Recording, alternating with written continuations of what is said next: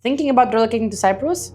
These are the main things that Brits are worried when thinking about relocation. One of the biggest concerns that people have when deciding to relocate from the UK is, what exactly am I going to lose back in the home country? NHS, benefits, any other financial support that they had from the government? So let's discuss and break it down clearly.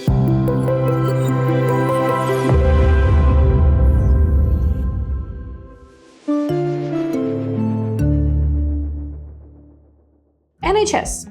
What exactly do you lose and what do you gain? In all honesty, it's a mix of both. You still have an access when traveling back home for any emergency treatment if necessary, or for any short visits if something comes up to. Although you lose your GP registration because you're not going to be a resident of the UK anymore, any ongoing prescriptions or full ongoing NHS care, including the repeat treatments. But once you're relocated to Cyprus and done everything properly, what do you gain? You gain the similar system to NHS, which is called GESI, the National Health System, but which provides extra bonuses. In comparison with the UK, in GESI, you have private doctors registered, which provide private healthcare for the same price covered by the government. So it's going to be easier to get your appointment scheduled. It's going to be easier to visit doctor in any city which you would prefer. Even if you live in Paphos, you can go to Nicosia to get your appointments and prescriptions, and you have a bigger variety of doctors available.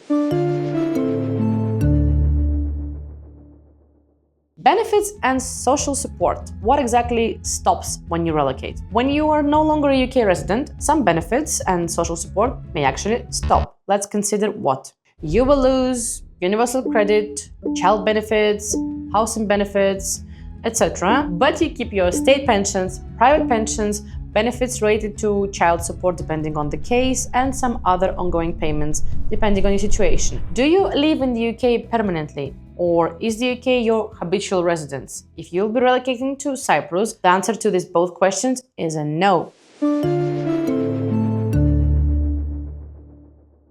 Let's talk about tax position. Very important question. What exactly is being affected there? If you stop being a UK permanent resident, you may lose the following benefits. Access to several UK tax relief schemes, UK personal allowance in most situations, or other UK resident tax perks. But on the other hand, what you can gain? Cyprus is really famous for low taxes and a non-domicile system. So you have lower personal taxes, no wealth tax in Cyprus, no inheritance tax in Cyprus, non-domicile regime, which we mentioned before, which allows you to get your dividends with 0% income tax, and extremely friendly rules to work remotely. In many cases, the tax situation is more beneficial to Cyprus, especially with the latest news and a huge wave of relocants from the United Kingdom due to the tax purposes. So let's summarize. What's the real overall balance? Yes, you lose some benefits in the UK, but on the contrary, you gain a lot more when relocating to Cyprus.